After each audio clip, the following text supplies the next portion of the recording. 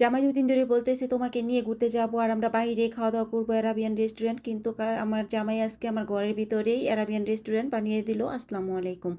তো সকালবেলা ঘুম থেকে উঠে আপনার ভাইয়া নাস্তা-টাস্তা করে রওনা দিছে দোকান যাওয়ার উদ্দেশ্যে। যেয়ে দেখে রাস্তায় মেঘলা, মেঘলা আকাশ। তো আমাকে ফোন করে বলতেছে যে, "আকাশ তো মেঘলা, মেঘলা। তুমি এক কাজ করো, আজকে যাবো না বাহিরে। তুমি গরুর মাংস আর খিচুড়ি পাক করো। কারণ বৃষ্টির দিনে।" তো আমি বাইরে গিয়ে দেখি যে হালকা ঝিরিঝিরির মতো বৃষ্টি হচ্ছে। তো আমি আবার বললাম, "আকাশ থেকে ভালো করে তো বৃষ্টিটাও পড়ল না। তোমার খিচুড়ি আর গরুর মাংস খাওয়ার বায়না শুরু হয়ে গেল। আমি তো ঘুরতে যাব আর আমাকে ঘুরার কথা বলে যদি পরবর্তীতে কেউ মানা করে, সেটা কিন্তু আমার অনেক কষ্ট লাগে।" তো কিছুই করার নাই। পরবর্তীতেও অনেক বৃষ্টি হইছে।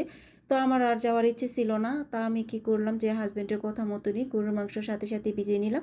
আর জিরা মানে ফাঁকি ছিল না, জিরা বাটা ছিল না। আস্ত জিরা আমি এখন একটু টেলে নিচ্ছি। টেলে বলতে হালকা গরম করে তারপরে আমি ব্লেন্ডারে গুঁড়া করে নিব। কারণ রৌদ্র নাই। আমি রৌদ্রে জিরা গরম করে রৌদ্রে দিয়ে তারপরে আমি ব্লেন্ডারে ব্লেন্ড করি। আর এদিকে জিরাটা আমার ভাজা হয়ে গেছে। ব্লেন্ড করেও আমি নিয়েছি। আর এদিকে গরুর মাংসটা বরফটা গলে গেছে। এখন আমি এক এক করে মশলা দিয়ে এখানে হাতে মাখিয়ে গরুর মাংসটা বসিয়ে দিব। হাতে মাখিয়ে গরুর মাংসর মজাই অন্যরকম। একভাবে রান্না করলে এক এক ধরনের টেস্ট পাওয়া যায়। মশলা কষিয়ে রান্না করলে এক এক রকম টেস্ট, হাতে মাখিয়ে রান্না করলে এক এক রকম টেস্ট। তো আমি তাড়াতাড়ি করে রান্না করবো এর জন্য হাতে মাখিয়ে আমি বসাই দিছি। এইভাবে মাখিয়ে মাংসটা রান্না করলে খুবই মজা লাগে। তো হাসব্যান্ড আজকে যখন খাইছে গরু মাংস আর মানে খিচুড়ি রান্না করছি, রান্না করার পরে খায় আর আমাকে বলে যে, "না, আজকে অ্যারাবিয়ান রেস্টুরেন্টে গেলে কি আর এই মজাটা পাইতা? যে মজাটা এখন পাইতেছো এই খাবারে, বাংলা খাবার অনেক টেস্ট।" তো আমি ভাবলাম, হ্যাঁ, তুমি তো আমাকে ঘরের মধ্যে এখন অ্যারাবিয়ান রেস্টুরেন্ট বানিয়ে দিছো।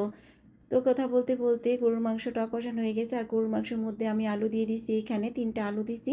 কারণ আলু আমি আর আমার আমার হাসব্যান্ড খাই। আমার ছেলে একদমই পছন্দ করে না মাংসের আলু। তো আমার তো আলু দিতেই হবে, কারণ গরুর মাংস দিয়ে পাতলা ঝোল আর আলু হবে না, এটা কোনো কথা? আবারও খিচুড়ি।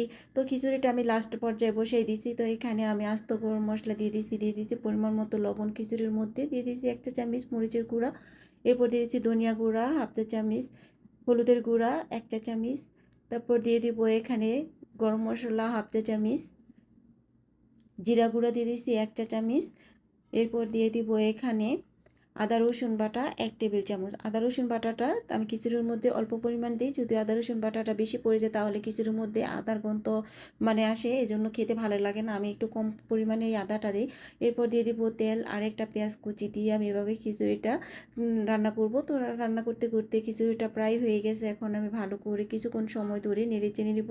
যখন এরকম খিচুড়িটা আঠালো, আঠালো ভাব হবে তখনই অনবরত নাড়তে হবে, না তো তলানিতে লেগে যাবে। আর এদিকে গরুর মাংসটা হয়ে গেছে। আর এখন আমি চুলাটা অফ করে দিয়েছি। তো খিচুড়িটাও আমার প্রায় হয়ে গেছে। তো এখন আমি খিচুড়িটা বাগার দেওয়ার জন্য পেঁয়াজ আর রসুন এগুলো বাটার মধ্যে আমি আদা বাটা করে নিছি। তো বাদামি কালার যখন হয়ে গেছে এখন খিচুড়ির মধ্যে দিয়ে আমি এখন অনবরত ভালো করে নেড়েচেড়ে নিব। তো নাড়াচাড়া হয়ে গেলে আমরা এখন খাওয়া দাওয়া করব। আপনার ভাইয়া তো মানে সবারই অনেক পছন্দ, আমার ফ্যামিলি সবার পছন্দ খিচুড়ি গরুর মাংসের পাতলা ঝোল আলু দিয়ে। এই খাবারটা হলে আর তাদের কিছুই লাগে না। তো আজকের ভিডিওটা কেমন হয়েছে? আজকের ভিডিওটা যদি আপনাদের কাছে একটু হলেও ভালো লাগে, লাইক কমেন্ট শেয়ার করে দিবেন। প্রথমে আমি আমার হাজব্যান্ডের প্লেটে খিচুড়িটা বেড়ে দিচ্ছি, কারণ সবসময় বিয়ের পর থেকে শুনে আসছি বা জ্ঞান হওয়ার পর থেকে শুনে আসছি বাড়ির মুরব্বীদের নাকি আগে খাবার বেড়ে দিতে হয়, বাড়ির মুরব্বীরা আগে খেলে নাকি পরে সবার খেতে হয়। এই জন্য সবসময় আমি আমার হাজব্যান্ডকে খাবারটা আগে বেড়ে দিই, তারপর আমি খাই। এরপর আমি খাই বলতে আমার ছেলেকে দেই বা আমি খাই, যেই খাই পরবর্তীতে আমরা খেয়ে নিই। তো ভালো লাগলে বলছি তো লাইক কমেন্ট শেয়ার করে দিবেন। আবার দেখা হবে নতুন কোনো ভিডিওতে। আল্লাহ হাফেজ।